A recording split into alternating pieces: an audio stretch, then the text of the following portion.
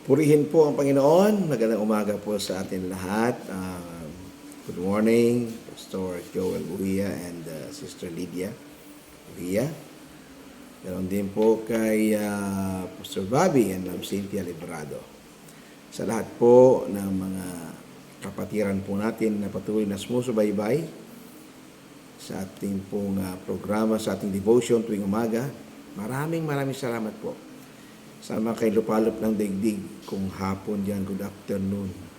Kung gabi pa, good evening, good morning sa Asia, sa lahat ng mga umaga pa ngayon. Sa muli po tayo po yung muli magsama-sama.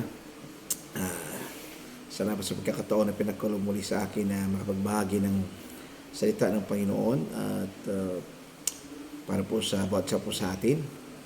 At bago pong lahat, muli tayo po yung manalangin. Muli, nagpapasalamat po kami sa umagang ito sa panibagong hininga, buhay at kalakasan pinagkalubong muli sa amin, Panginoon. Muli, Lord, samahan niyo kami sa amin pong devotion sa umagang ito. Anoint the tongue, heart of thy servant, Lord, and use him once again, Lord, to bring your message, O God, to each and every one of us today. Blessed be thy name. We give you glory. We give you honor. May you continue, Lord, to bless this program in YouTube at sa mga namumuno po dito, Panginoon. Thank you, Father, once again. In Jesus' name, amen and amen. This morning, I'm going to share to you the message taken in here in Matthew chapter 15, verse 21 to 28.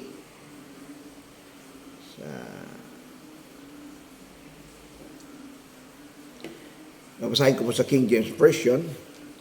Then Jesus went thence and departed into the coast of Tyre and Sidon. And behold, a woman of Canaan came out of the same coasts and cried unto him, saying, Have mercy on me, O Lord, thou son of David.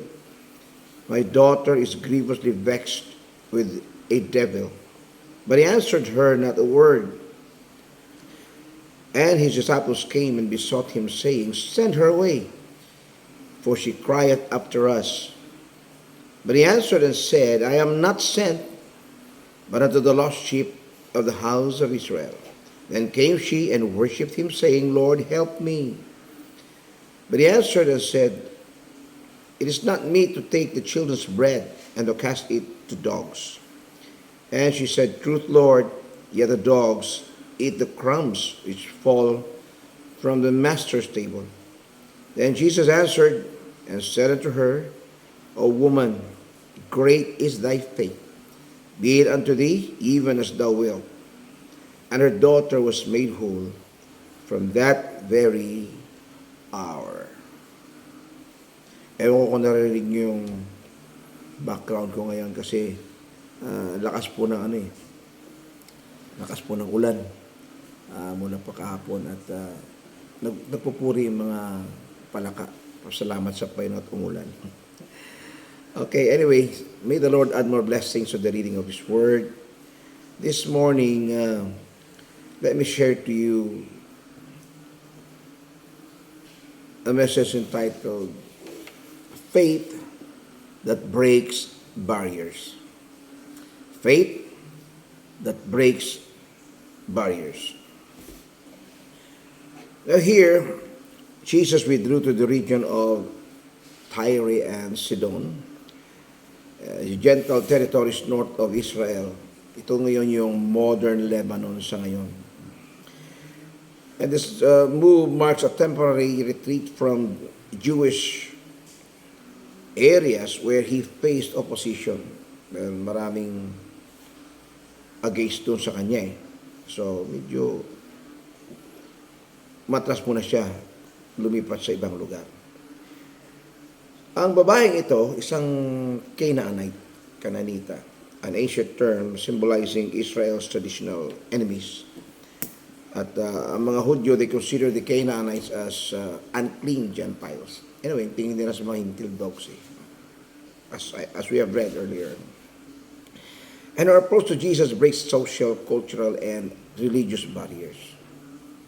So, Jesus is a Jew, this Canaanite is a Gentile, and they have different culture and different religions, and these are some barriers. And Jesus' ministry was primarily to Israel, according to Matthew chapter 10, verse 5 to 6. But this event foreshadows the extension of grace to the Gentile. At ito yung susi.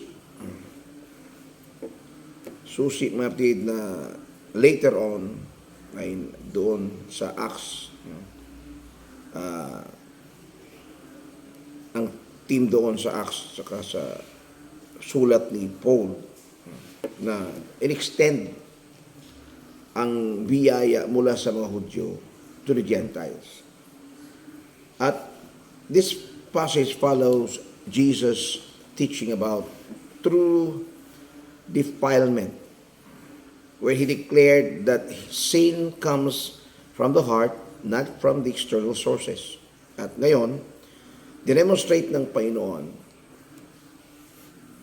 that purity and access to God are not limited to Jews, but are open to all who have faith. Now, in verse 22, the Canaanite woman addressed Jesus as Son of David. So this messianic title showing her recognition of Jesus as the Jewish Messiah, although she was a Canaanite, a Gentile, yet she recognized Jesus as a Jewish Messiah, a Messiah. Samantalang ang mga majority of the Jews at that time, they don't believe Jesus as the Messiah. Even now, majority of the Jews don't believe that Jesus is the Messiah, and they're still waiting for the Messiah to come. While we, Christians, are waiting for his return, they are late already because they're still waiting for his coming. Well, in fact, he already came when he was born in Bethlehem. So, this is remarkable for a Gentile woman to use this as Son of David, recognizing Jesus as the Messiah of the Jews. And he answered her not. Jesus was just silent, and he did not answer the woman. And of course, this is a sort of rejection. But this rejection is just a test of faith for this Canaanite woman, and an opportunity for teaching. Ito ang pagkakataon. Ang sagot ng Panginoon, later on, na hindi ako pinadala, okay, para sa inyo, kundi sa bayan ng Israel. I am not sent but unto the lost sheep of the house of Israel. Para sinasabi niya, hindi ako naparito para sa inyo mga hintil, hindi ako naparito para sa bansang Israel, sa mga naliligaw na tupa ng bansang Israel. Kaya, may pagtanggi ang sagot ng Panginoon. Actually, this is a sort of rejection. And Jesus' mission's priority, of course, is for the Jews. So it was a rejection for her, para sa kanya, no? Sa babaeng ito. Unahin ko muna ang bansang Israel bago ikaw. Kaya lang, so, yet his mission was not just only for the Jew, but it includes also the Gentile. So, that means that Gentiles are not excluded in his mission, because salvation flows through Israel to the nations. Kasi yun naman ang pangako ng Panginoon. Sabi niya kay Abraham, sa pamagitan mo pagpapalain ang lahat ng mga bansa. So, mauna mo na. So, the blessings will flow from Israel to the Gentiles. And sinabi po ng Panginoon, di ba, ang sakit kaya noon, na hindi, ang pagkain hindi para sa aso. So, yung babae doon, kay Naanite woman, na-reject na nga siya, na-insulto pa siya, na aso. Tinawag siyang dogs. The bread is not for the dogs, but for the children. Yung Greek word doon, little dogs ay kenarion. Okay? Yung dog means kenarion. Kenarion sa Greek word, ibig sabihin, little dogs. Para bang alagang aso.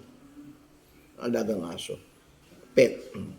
So, hindi yung mga wild na scavengers na kundi yung alaga na aso. So, Jesus softens the metaphor, allowing the woman to respond in faith rather than offense.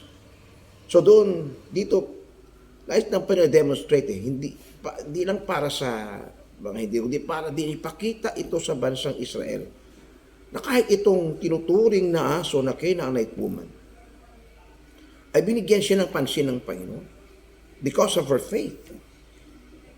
Now, ito yung theological meaning, faith beyond boundaries. The Canaanite woman's faith transcends race, religion, and rejection. So, nangibabaw, nalampasan, lumampas. Yung kanyang panampalataya, hinigitan itong lahi, kahit na anumang lahi, anumang religion siya. Kahit na siya tinanggihanay, she was rejected. Yet she persisted in humility and trust even when seemingly denied. Kahit na dininay na siya. Yes. And yet still, she persisted with humility.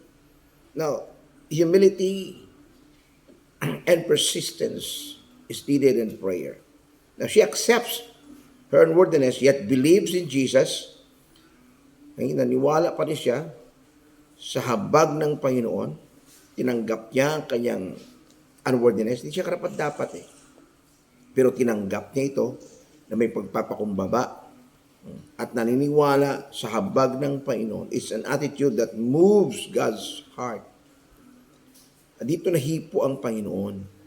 Okay? Dahil sa kabila ng lahat, okay? Hindi siya nag-resist, hindi nga siya nakipagtalo sa Panginoon, hindi nga sinagot ang Panginoon ng pabalang, kundi nagpakita siya na kanyang pagpapakumbaba sa Panginoon. So this narrative previews the universal scope of the gospel. Now, what began with Israel is meant for all nations. Itong mission ng Panginoon. His mission is not just only for the Jews, but to all nations, to all the Gentile nations. Now, many Jews rejected Jesus, and this contrasts the faith of the Jews and the Gentiles. Here are the considered children of Abraham, heirs of the covenant. Siyempre, minana nila ang pangako ng Panginoon. Kasunduan nila ni Abraham, minana nila. Tagapagmana sila. Pero wala silang panampalataya sa Panginoon. At ito ngayon, isang Canaanite woman na tinuring na aso, na insulto, parang denigrate siya. And yet, nagpakumbaba siya, nagpakita siya ng kanyang pagkilala sa Panginoon bilang isang Mesaya. Yung kanyang panampalataya dito ay taliwas sa mga Hudyo na tinuring na anak. So this gentle woman with no covenant privilege displayed greater faith, even great faith than the Jews. Mas, kasi ang mga Hudyong ito, nung panahon na yung iba, karamihan, general speaking, wala silang panampalataya sa Panginoon.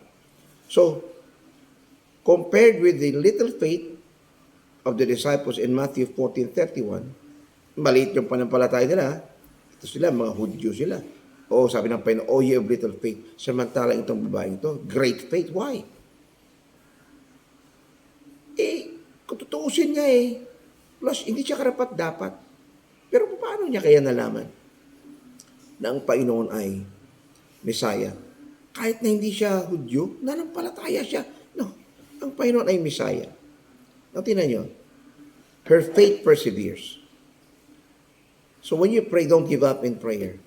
When you pray and it seems that no answers has come, no results, just continue to pray.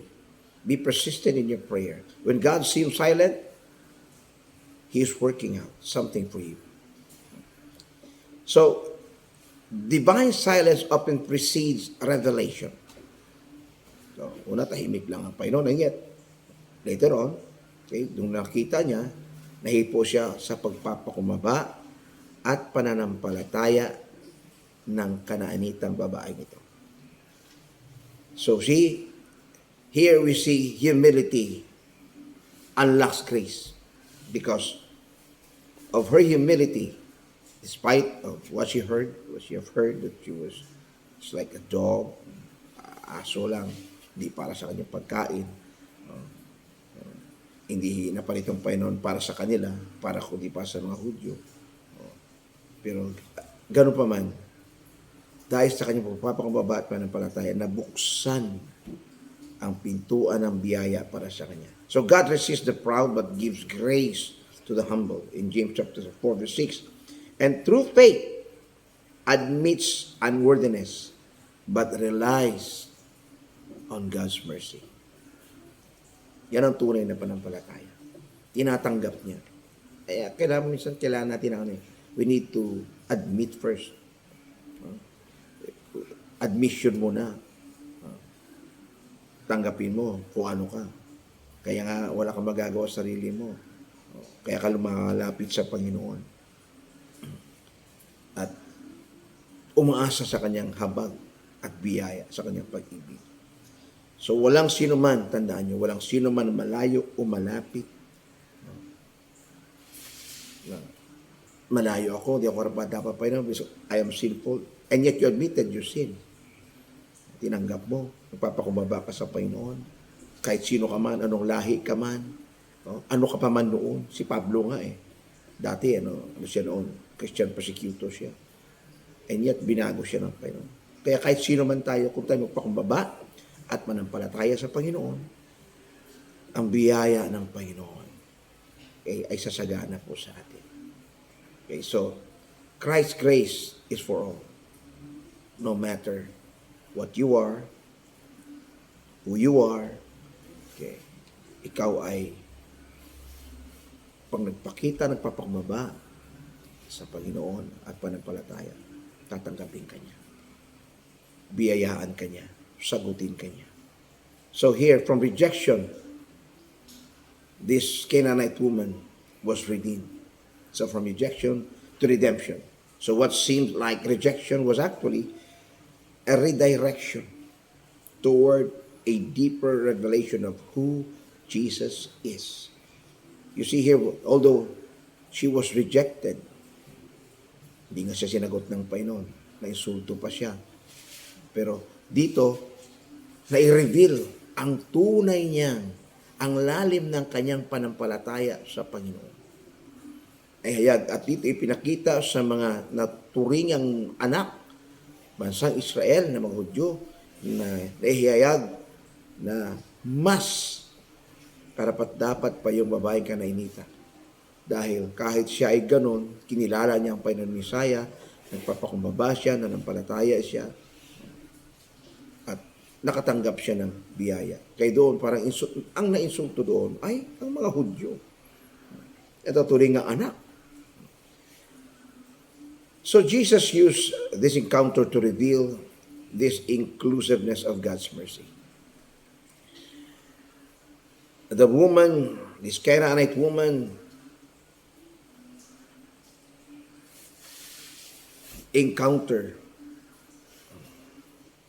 when she encountered Jesus, dito na ihayag ang kanyang tunay, ang lalim na panampalataya niya sa Panginoon. At dito nakita ng mga Hudyo na kahit siya hintil, na tinuturing na aso, ay nakatanggap din ng biyaya. So ang papakumaba ng babaeng ito, ang kanyang, yung persistency niya, yung kanyang pagpupumilit, her faith breaks the cultural barriers, the religious barriers. Kasi ibang religion noon eh. Karenita, hindi naman siya Hudyo. So ibang religion niya. Ibang kultura nila, ibang lahi nila eh. So her faith, her humility and faith broke the cultural and religious barriers, and she received divine reward from the Lord. At ang kanya pong kwento, ito yung nagtuturo sa atin ng faith, hindi heritage. Faith, not heritage, grants access to God's grace. So nawa, tayo po ay magkaroon ng panampalataya katulad ng babaeng ito na Canaanite. She has the faith that persists in silence. She cried, Son of David. At dito ang Panginoon. His silence was broken. So silence from God doesn't mean absence. When heaven seems silent, just keep on praying. God's silence is a classroom for spiritual maturity. So, katulad ng ng mga teacher, di ba? Kapag may examination, may mga testing. Tahimik ang mga teacher, di ba? Nag-observe lang sa mga estudyante. Kumukuha ng test. O may exam, ganun din. Sa panahon ng ating pagsubok, minsan na para bang silence ang Diyos. Inobserbahan lang tayo ng Panginoon at tinitingnan niya, tinuturuan niya tayo na tinuturuan niya po tayo na lalong sumampalataya sa Kanya. Alam niyo kung minsan katulad niya may nangyari, di ba? Just recently, may bagyong nangyari, ay may mga natumbang saging, sirang pananim. Pero ito kung may panampalataya ka sa Panginoon, ang ilalabas sa bibig mo, di ba, Lord? Di para ka nireject, nanalain ka, Lord, ingatan mo sa pananim ko. Nasira pa rin. Pero sa kabila ng lahat, kung sabihin mo, Lord, alam ko, ibabalik mo yan. At kung ano man nawala sa akin, dodoblihin mo yan, katulad kay Job. Kung mayroong tayong panampalataya sa Panginoon, ang lalabas sa ating mga bibig ay mga positibong bagay. Positive. And those positive things na lalabas sa bibig mo, because of your faith, magbubunga po yan. So wag po tayong let's have faith that overcomes rejection. And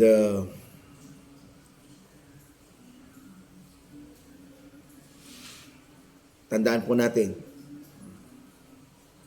itong babaeng ito, though she was a Canaanite woman, she was commended by the Lord.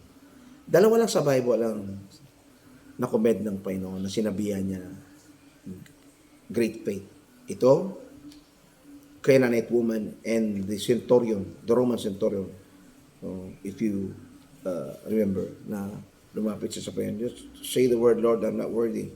Hindi ako dapat na punta sa bahay namin, magkaiba tayo, kultura, magkaibang lahi tayo, Romano ako, Hudyo ka, aso kami sa tingin nyo. Pero sabihin mo ng salita, Lord. Kaya sabi ng Panginoon, wala ko nakita ng simple, dakilang panampalataya. So, this story, don't forget that the story reminds us of God's silence, not rejection. Through faith, perseveres, worships, and humbles itself before God. And Jesus came, remember, He came for all. And no barrier of race, past or sin, can block a heart that believes on the Lord. Kaya, oh woman, great is your faith, Jesus said. She commended the faith of this woman, Canaanite woman. So let our faith rise beyond feelings, silence, or obstacles. Even a crown, remember, from the master's table can change our world. Let's pray, Lord. Salamat po sa pagtuturo mo sa amin. Thank you, God, for teaching us through the faith of the Canaanite woman. When you seem silent, God, help us to keep trusting you.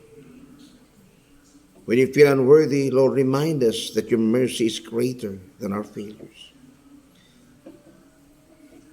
Lord, give us a humble heart and a persevering faith that never lets go until the blessing comes.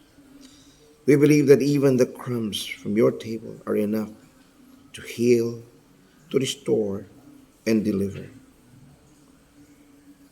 Lord, may you help those who are still suffering from depression due to the recent typhoons, storms,